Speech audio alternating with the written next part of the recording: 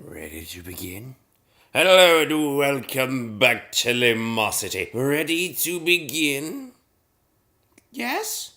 Yes, you click on the episode, you ready to go? Well, we will, but not just yet. First things first, we go and hear from our newest composer. Is it Great Second? No, it's not. It's Lelo Edouard.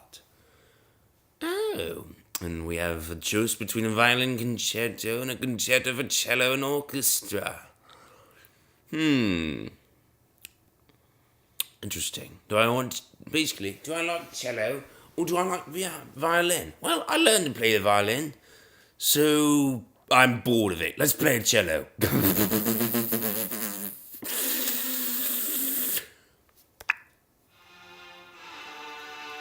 Lalo. Concerto for cello and orchestra in D minor. Prelude lento allegro ma stesso. Masto. Performed for you by the European Archive. Edward, let's get it louder. Edward Lalo was a French composer. Lalo was born in Lille, in northernmost France. He attended that city's most music in conservatory in his youth. Then, beginning at age 16, Lalo studied at the Paris Conservatoire under Berlioz's old enemy, Francois-Antoine Eberneck. For several years, he worked as a string player and teacher in Paris. In 1848, he joined with friends to found the Arming-Garde Quartet, playing viola and later second violin. Lalo's earliest surviving compositions are songs and chamber works. Two early symphonies were destroyed. Lalo is usually known as the composer of the Symphonie Espagnole, but he composed over half a dozen of other pieces for soloist and orchestra, among other kinds of works, including 2 violin concertos and a piano concerto. The only one of these works to have earned any kind of reputation at all is the Concerto for Cello and Orchestra in D minor, composed in 1876 in collaboration with cellist Adolphe Fischer and premiered the following year with the latter as soloist. A favourite of student cellists, the work is nevertheless surprisingly and wonderfully colourful in a master's hands. It calls for 2 flutes, 2 oboes, 2 clarinets, 2 bassoons, 4 horns, 2 trumpets, 3 trombones, timpani and strings. Alright, now let us stream. Slash something or other. Not that order necessarily. I'm feeling good, I guess. Yeah. I mean, today is the last day of civilization beyond Earth. But it's not because I'm going to just leave the program running and we're going to play it indefinitely. And by indefinitely, of course, I don't mean I'm going to play it forever. I simply mean I'm going to play it until... Okay, I actually got some sleep last night. I made a real effort to get some sleep, and I think I actually did. Let's see, 4 to 12, it's 8 hours. Yeah, I did. Ding. So I'm fully rested now. Yes. Well, finally, again. Maybe we can have a score that is not terrifyingly bad this time, huh?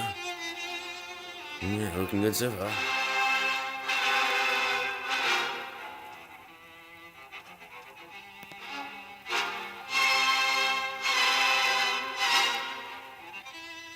Cello's a bit dwarfed by the sound of the other instruments, unfortunately. You know, you have to almost strain to hear the cello. Well, I have to strain to hear the cello. You're going to have to really strain if you want to hear the cello over my voice. Oh, no.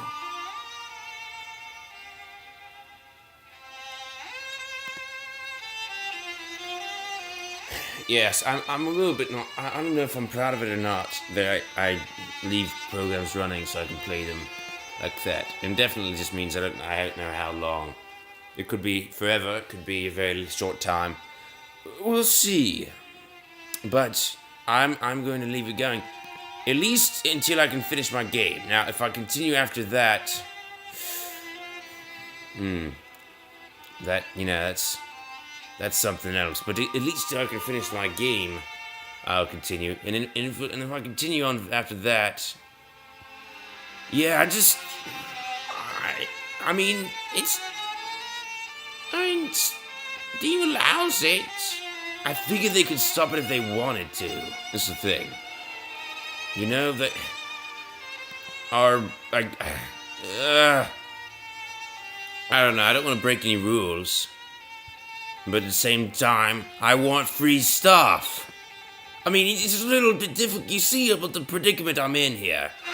I'm not going to pay for the game. I'm not going to ever pay for any game anymore. There's no point. There's too many free games in our Newgrounds. There's too many people making perfectly good games and just letting them go for free. So no matter how good they are, I'm not. And also, I've got Civilization 5, so I don't really see why I need to get a whole new one. It's so much better, but maybe you wouldn't like it, you know? Not everyone is into science fiction.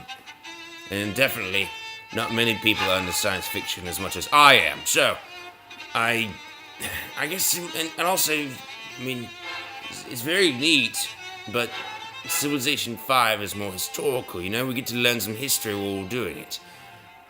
Science, with the science, I mean, that was always one of the cool selling points of Civilization, you know? Is that we're learning history as we play.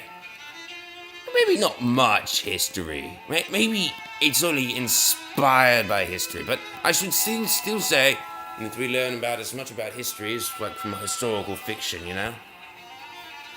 I mean, no, okay, I take it back. Not even remotely as much, but yeah, I take it way back. Because historical fictions, like, you know, take Barnaby Rudge, Tale of Two Cities, you know. You can learn some serious history from those books. Okay? Barnaby Rudge. I specifically recommend that one because I haven't read Tale of Two Cities. I read Barnaby Rudge because it's got a raven in it and I'm a fan of ravens. Not the ravens, but ravens, the birds. You know, the little black birds? Actually, not little, they're very big, but not that big. Sort of like super huge pigeons with really oversized heads. I mean, their heads are like really big. You know, you see, yeah, they're big. Big heads. So big. So big. Not that big, but, you know, big.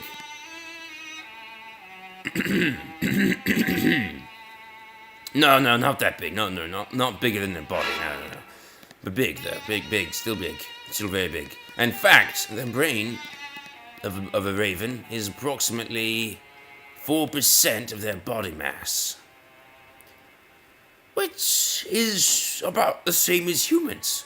In fact, it is equal to... Well, alright, it's not the same as humans. It's greater, I think, than chimpanzees' brain to body mass. But even more staggeringly, the New Caledonian crow actually does have a brain to body mass in far excess of that of a human. Okay, not far in excess, but in slight excess of that of a human. Not to say they're smarter than you, just to say that they're not too dumb. They're not as dumb as many other animals. You know, just to say that there are indeed some puzzles which they may figure out, which some people will be all like, what? I don't get it. They're good problem solvers. They craft tools and things. They do things that prehistoric man may not have been able to do. Basically, they're pretty bright. But of course, prehistoric man couldn't have done it because he didn't have time to think about it, probably. But anyway, would they think about it quickly too? I don't know. They do think quickly. I'll give them that. They think really quickly. Okay, I'm not trying to say they're smarter than us. I'm not trying to say they're remotely as smart as us. I'm just trying to say that don't underestimate them. They're kind of a little smart. I don't care.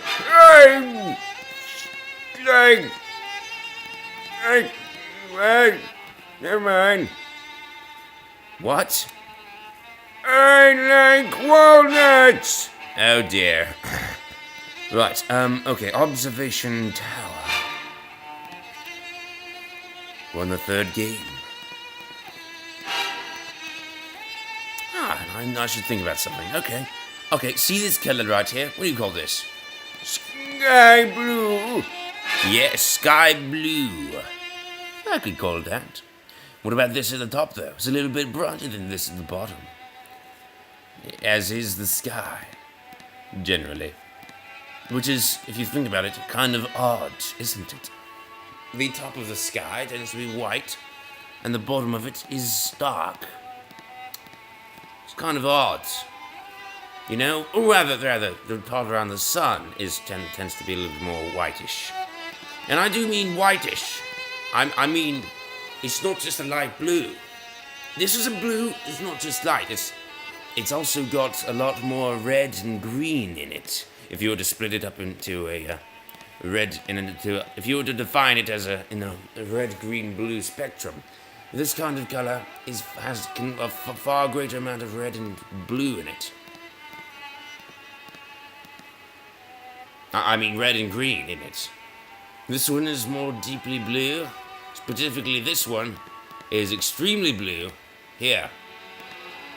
Not as much red and green. This has a lot of red and green. This is saturated almost equally with red, green, and blue. But with a slight favorite going to blue, of course.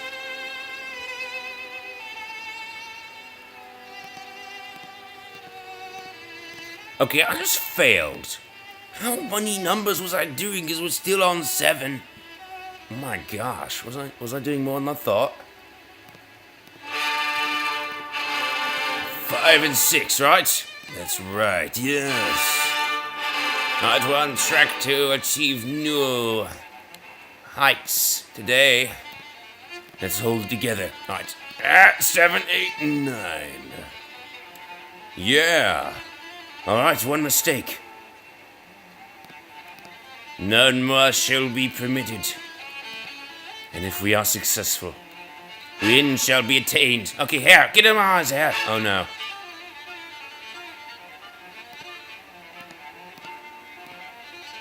For 5, 7, 8, 9?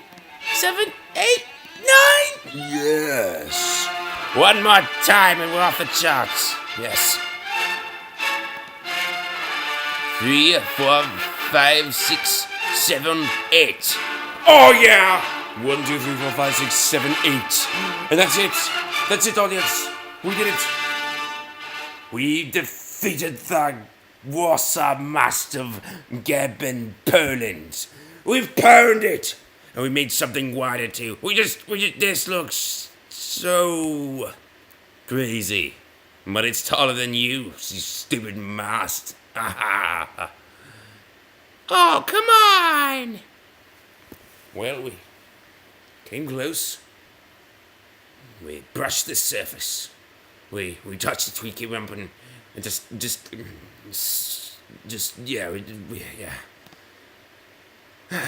we made it. We almost made it. Rhyme workout. I did well with this recently, didn't I? Okay, wait a minute. What am I doing?